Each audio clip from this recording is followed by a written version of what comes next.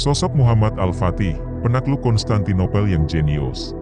Salah satu pahlawan bersejarah dalam Islam adalah Muhammad Al-Fatih. Di usianya yang sangat muda yaitu 21 tahun, beliau mampu menaklukkan Konstantinopel di Romawi Timur. Sosoknya layak menjadi teladan berkat kejeniusan dan keberaniannya. Muhammad Al-Fatih memiliki nama asli Sultan Mehmed II. Kehadirannya menjadi jawaban dari janji Allah Subhanahu wa Ta'ala kepada Rasulullah yang tertera pada hadis berikut ini. Kota Konstantinopel akan jatuh ke tangan Islam. Pemimpin yang menaklukkannya adalah sebaik-baik pemimpin dan pasukan yang berada di bawah komandonya adalah sebaik-baik pasukan. Hr. Ahmad bin Hanfal Al-Musnad.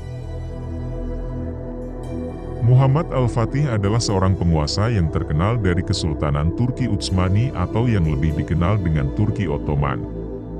Kesuksesan kepemimpinannya sudah diberitakan sejak zaman Nabi Muhammad SAW. Keberhasilannya dalam menaklukkan Konstantinopel diiringi dengan pengorbanan yang besar. Lantas siapa sebenarnya sosok Muhammad Al-Fatih? Bagaimana perjuangannya dalam menaklukkan Konstantinopel? Simak ulasannya sebagai berikut. Muhammad Al-Fatih lahir dengan nama asli Mehmed bin Murad.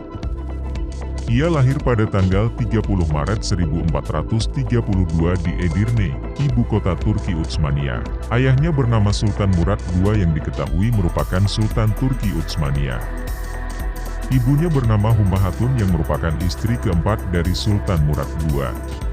Sultan Mehmed dikenal dunia dengan nama Muhammad Al-Fatih berarti penakluk. Orang Turki menyebut Sultan Mehmed dengan sebutan Fatih Sultan Mehmed Han II. Di usia 11 tahun, ia dikirim oleh ayahnya untuk memerintah Amasya. Ia merupakan anak didik Syekh Syamsuddin yang masih merupakan keturunan Abu Bakar As-Siddiq. Ia juga murid dari Molla Ghurani. Ia juga diketahui sudah menguasai bidang ketentaraan, sains, matematika, menguasai 6 bahasa. Pada usia 12 tahun, Muhammad Al-Fatih sempat naik tahta menggantikan ayahnya, Sultan Murad II. Namun karena serangan bangsa Hongaria kala itu membuat ayahnya Sultan Murad II kembali naik tahta dan memimpin pasukan Turki memadamkan perlawanan bangsa Hongaria kala itu. Sultan Murad II memerintah Turki hingga kematiannya pada tahun 1451. Setelah kematian Sultan Murad II, Muhammad Al-Fatih kembali naik tahta menggantikan ayahnya yang sudah meninggal. Ia naik tahta pada usia 21 tahun. Usaha penaklukan Konstantinopel. Sejak dahulu, para khalifah dan pemimpin Islam pun selalu berusaha menaklukkan Konstantinopel. Usaha pertama dilancarkan tahun 44 di zaman Muawiyah bin Abi Sufyan radhiyallahu anhu. Akan tetapi, usaha itu gagal. Upaya yang sama juga dilakukan pada zaman Khilafah Umayyah. Di zaman pemerintahan Abbasiyah, beberapa usaha diteruskan tetapi masih menemui kegagalan termasuk di zaman Khalifah Harun al-Rashid tahun 190 Hijriah. Awal kurun ke-8 Hijriah, Daulah Utsmaniyah mengadakan kesepakatan bersama Seljuk. Kerjasama ini memberi nafas baru kepada usaha umat Islam untuk menguasai Konstantinopel. Usaha pertama dibuat di zaman Sultan Yildirim Bayazid saat dia mengepung bandar itu tahun 796 H, 1393 M. Peluang yang ada telah digunakan oleh Sultan Bayazid untuk memaksa Kaisar Bizantium menyerahkan Konstantinopel secara aman kepada umat Islam. Akan tetapi, usahanya menemui kegagalan karena datangnya bantuan dari Eropa dan serbuan bangsa Mongol, di bawah pimpinan Timur Leng. Kemudian ayah Muhammad Al-Fatih juga beberapa kali melakukan pengepungan Konstantinopel namun berkali-kali mengalami kegagalan. Semenjak kecil, Sultan Muhammad Al-Fatih telah mencermati usaha ayahnya menaklukkan Konstantinopel. Bahkan beliau mengkaji usaha-usaha yang pernah dibuat sepanjang sejarah Islam ke arah itu, sehingga menimbulkan keinginan yang kuat baginya meneruskan cita-cita umat Islam. Ketika beliau naik tahta pada tahun 855 1451 dia telah mulai berpikir dan menyusun strategi untuk menawan kota bandar tadi.